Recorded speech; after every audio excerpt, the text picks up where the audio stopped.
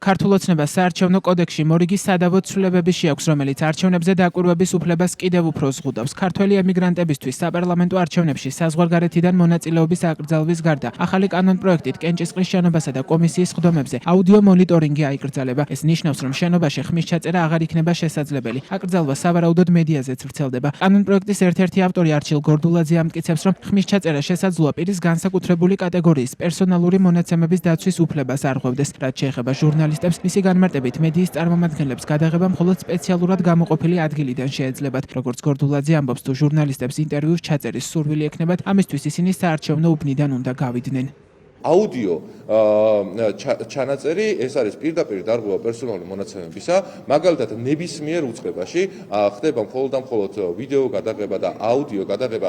ეს არის მხოლოდ და მხოლოდ კანონით გათვალისწინებულ მკაცრად კონკრეტულად განსაზღვრულ შემთხვევაში და არ უნდა არღვევდეს პირის განსაკუთრებული კატეგორიის პერსონალურ მონაცემებს. რადგანაც ეს არ იყო 2025 წელს უზრუნველყოფილი, რასთან დაკავშირებითაც არაერთი საჩივარი დაიწერა ლელოს წინააღმდეგ. ეხლა პირდაპირ იქნება მითითებული, თუ ვისაც აქვს სურვილი რომ დააყენოს კამერა სპეციალურად გამოყოფილ ადგილზე, რა თქმა უნდა დააყენებს კამერას, შეიძლება რომ სრულად გადაიღოს საარჩევნო უბანზე მიმდინარე პროცესი, ისე რომ არჩევნებში პირთა მონაწილეობას ხელი არ შეუშალოს, ამავდროულად ხმის ჩაწერა არ იქნება შესაძლებელი. რაც შეეხება ჟურნალისტებს სპეციალურად გამოყოფილი ადგილი აქვს, ჟურნალისტების საქმიანობა სრულად გადაღება აქამდეც არ იყო შესაძლებელი და არც ინტერვიუების ჩაწერა საარჩევნო უბანზე ეს არ იყო გათვალისწინებული, არც მოქმედი საარჩევნო კოდექსითაც. შესაბამისად, ჟურნალისტებს თუ აქვს სურვილი რომ კადრები აიღონ, შეუძლიათ რომ დადგნენ, კადრები აიღონ, ხოლო თუ ინტერვიუს ჩაწერის სურვილი აქვს, კეთილი ინებონ, გამოგზავნდნენ საარჩევნო უბნის გარეთ. კანონპროექტით ასევე იცვლება საუბნო საოლქო კომისიებში წევრების არჩევისა და დანიშვნის წესი. თუ არსებულ კანონში ნასამართლები პირის მიერ კომისიის წევრობა აკრძალულია, თუმცა გამონაკლისია ის, ვისაც სასჯელად ჯარიმა შეუფარდეს, ახლა ეს გამონაკლისი წესი კანონიდან სრულად ქრება. იურისტები ფიქრობენ, რომ ამ ცვლილების მიზანია სამოქალაქო აქტივისტები და პროევროპული საპროტესტო აქციების მონაწილეები არჩევნებს ვეღარ დააკვირდნენ, რადგან მათი ნაწილი გზის გადაკეტვის ან პროტესტის სხვა ფორმაში მონაწილეობის საბაბით დაჯარიმებულები არიან. იცვლება კენჭისყრის დღეს შენობიდან გაძევების წესიც. შენობიდან ერთხელ გაძევებულ ადამიანს აეკრძალება ყველა სხვა კენჭისყრის შენობაში შესვლა. ცვლილებებით ასევე საარჩევნო კანდიდატების სიაში ყოფნის უფლება მხოლოდ პოლიტიკური პარტიის წევრებს ექნებათ. განსაკუთრებული კრიტიკა მოჰყვა ჩანაწერს კანონპროექტში, რომლის თანახმად საზღვარგარეთ მყოფი საქართველოს მოქალაქეები საპარლამენტო არჩევნებზე ხმის მიცემას მხოლოდ საქართველოს სახელმწიფო საზღვრებში შეძლებენ. ქართულმა ოცნებამ გადაწყვიტა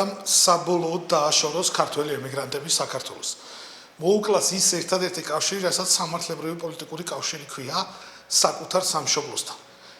ქართულ ოცნებას ძულს თავისუფალი ქართული საზოგადოება და სწორედ ესეთია ჩვენი ემიგრანტები. რაც შეეხება სხვა ცვლილებებს, რომელიც ასევე ამ ახალი რედაქციით საარჩევნო კოდექსით არის გათვალისწინებული, ემსახურება მხოლოდ ერთს: არჩევნები საქართველოში გაუქმდეს და მის მიმართ ნდობა არასდროს დაუბრუნდეს საზოგადოებას, რაცა ყოველთვის ბიძინა ივანიშვილს ჰქონდეს იმის საფუძველი, რომ ეგრეთ წოდებული ფალსიფიცირებული არჩევნებით შეინარჩუნოს ხოლმე ძალაუფლება, რასაც ის ვერ შეძლებს, ვინაიდან ყველა სამართლიან არჩევნებში ივანიშვილი დამარცხდება, მიუხედავად იმისა, ისინი აპირებენ თუ არა რიგ გარეშე არჩევნების ჩატარებას. მოთხოვნა არის მხოლოდ ორი, ეს არის პოლიტპატიმრების განთავისუფლება და სამართლიანი არჩევნები. მათ აქვთ ჩამოყალიბებული პოზიცია, რომ ემიგრანტებს არ მისცენ საშუალება ხმა მისცენ ამ ქვეყნის ევროპული მომავლისთვის, ცვლილებისთვის, მათ განსაკუთრებული შიში აქვთ. აგრეთვე საპროტესტო ელექტორატ შეუზღუდონ დამკვირვებლობა, კომისიის წევრობა, პოლიტიკური პარტიები აკრძალონ და საარჩევნო ბიულეტენზე არ დაიტანონ. და ეს ჩემი აზრით მიუთითებს იმისკენ, მათ შორის ასეთი სწრაფი განვითარება მოვლენების და საარჩევნო კოდექსის ცვლილებები, რამდენიც არ უნდა იძახონ, რომ ისინი 2028 წლამდე არ ემზადებიან ეგრეთ წოდებული არჩევნების ჩასატარებლად, ჩემი ღრმა რწმენით, ისინი განიხილავენ ვადამდელი არჩევნების ჩატარების შესაძლებლობას. ოღონდ არა თავისუფალი და სამართლიანი არჩევნების, არამედ არჩევნები, სადაც ემიგრანტები ხმას ვერ აძლევენ, სადაც დამკვირვებლები არ არიან და სადაც პოლიტიკური პარტიების კრიტიკული უმრავლესობა პროდასავლური ძალების არ იქნება ბიულეტენზე წარმოდგენილი. ქართული ოცნება ყოველთვის ცდილობს რაღაცების გაფუჭებას, თუმცა რეჟიმის წინააღმდეგ ბრძოლაში, იმ ბრძოლაში, რომელსაც ჩვენი რწმენით ყოველთვის აქვს აზრი, მნიშვნელოვანია საზოგადოებისა და ოპოზიციის საერთო პოზიციების სწორი სტრატეგია და ამ პროცესში აგრეთვე კრიტიკულად მნიშვნელოვანია წარსული სტრატეგიების გადააზრება, რათა თავიდან ავირიდოთ წარსულში დაშვებული შეცდომები. 2012 წლიდან დღემდე საარჩევნო კოდექსი 94 ჯერ შეიცვალა, აქედან 15 ჯერ 2024 წლის საპარლამენტო არჩევნების შემდეგ. იურისტების შეფასებით ახალ კანონპროექტში ბევრი ჩანაწერი ბუნდოვანია და დაზუსტებას საჭიროებს, რაც ქართულმა ოცნებამ შესაძლოა საკუთარი ინტერესების შესაბამისად გამოიყენოს.